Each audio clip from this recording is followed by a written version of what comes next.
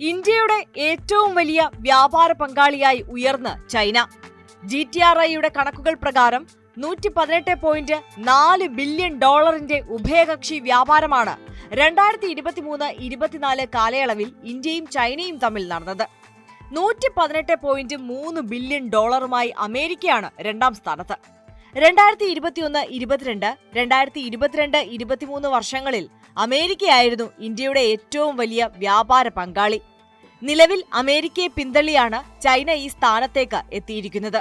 കഴിഞ്ഞ സാമ്പത്തിക വർഷം ഇന്ത്യയിൽ നിന്ന് ചൈനയിലേക്കുള്ള കയറ്റുമതി 8.7% ഉയർന്ന് $16.67 ബില്യൺ ഇതിൽ ഇരുമ്പയിര്, പരുത്തിനൂല്, തുണിത്തരങ്ങൾ, കൈത്തറി ഉൽപ്പന്നങ്ങൾ, സുഗന്ധവ്യഞ്ജനങ്ങൾ, പഴങ്ങൾ, പച്ചക്കറികൾ, പ്ലാസ്റ്റിക്, ലിനോലിയം എന്നിവയുടെ കയറ്റുമതിയിലാണ് വലിയ വളർച്ച രേഖപ്പെടുത്തിയിരിക്കുന്നത്.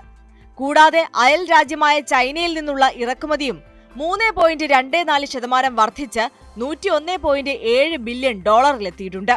എന്നാൽ 2023-24 സാമ്പത്തിക വർഷം US-ലേക്കുള്ള കയറ്റുമതി 78.54 ബില്യൺ നിന്ന് 1.32% ഇടിഞ്ഞ് $77.5 ബില്യൺ ആയി. ഇറക്കുമതിയും 20% ഇടിഞ്ഞ് $40.8 ബില്യൺ എത്തിയതായാണ് റിപ്പോർട്ട്.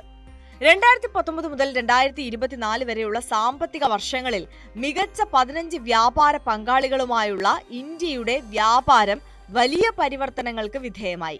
ഇത്തരത്തിൽ വിവിധ മേഖലകളിലെ വ്യാപാര കമ്മിയോ മിച്ചമോ ആണ് കയറ്റുമതിയിലും ഇറക്കുമതിയിലും പ്രതിഫലിച്ചതെന്ന് ഗ്ലോബൽ ട്രേഡ് റിസർച്ച് ഇനിഷ്യേറ്റീവ് റിപ്പോർട്ടിൽ പറയുന്നു. 2019 ശേഷം ചൈനയിലേക്കുള്ള കയറ്റുമതിയിൽ 0.6% ഇടിവുണ്ടായപ്പോൾ ഇറക്കുമതി 44.7% ഉയർന്ന് 10,175 കോടി രൂപയിലെത്തിയിരുന്നു. ഇറക്കുമതിയിലെ ഈ ഗണ്യമായ വളർച്ച വ്യാപാര കമ്മി വർദ്ധിക്കുന്നതിനും കാരണമായി.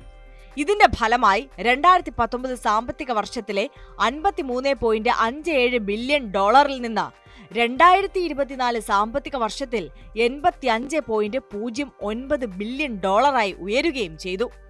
കയറ്റുമതി സ്തംഭനാവസ്ഥയെക്കുറിച്ചുള്ള ആശങ്കകൾ ഉണ്ടായിട്ടും ഇറക്കുമതിയിൽ വർധനവുണ്ടായി എന്നും GTRI സ്ഥാപകൻ അജയ് ശ്രീവാസ്തവ പറഞ്ഞു. അതേസമയം വാണിജ്യ മന്ത്രാലയത്തിന്റെ കണക്കുകൾ പ്രകാരം 2013-14 സാമ്പത്തിക വർഷം മുതൽ 2017-18 വരെയും 2020-21 ഇന്ത്യയുടെ ഏറ്റവും വലിയ വ്യാപാര പങ്കാളി ചൈനയായിരുന്നു.